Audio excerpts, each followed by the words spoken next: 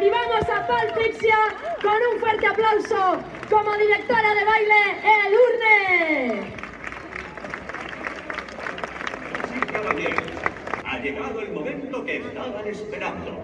Rabbit Slims presenta su famoso concurso de Twist.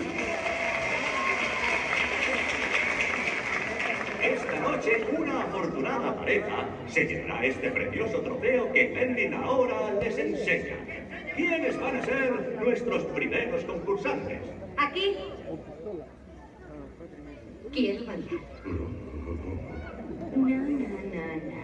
Me parece que Marcelos, mi marido, tu jefe, te dijo que me sacaras a hacer lo que yo quisiera. Quiero bailar ahora. Quiero ganar. Quiero ese trofeo. De acuerdo.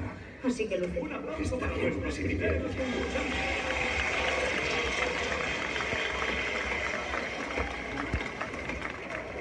Conozcamos a nuestros primeros concursantes de la noche. Jovencita, ¿cómo se llama?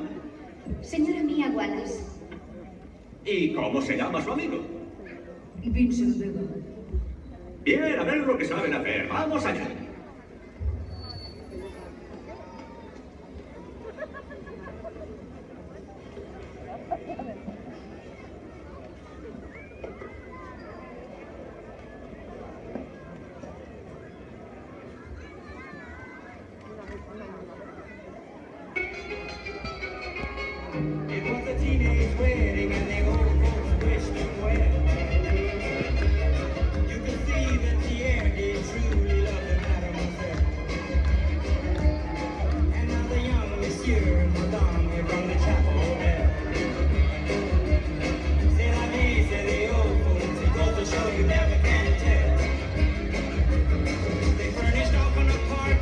Two-room, the robot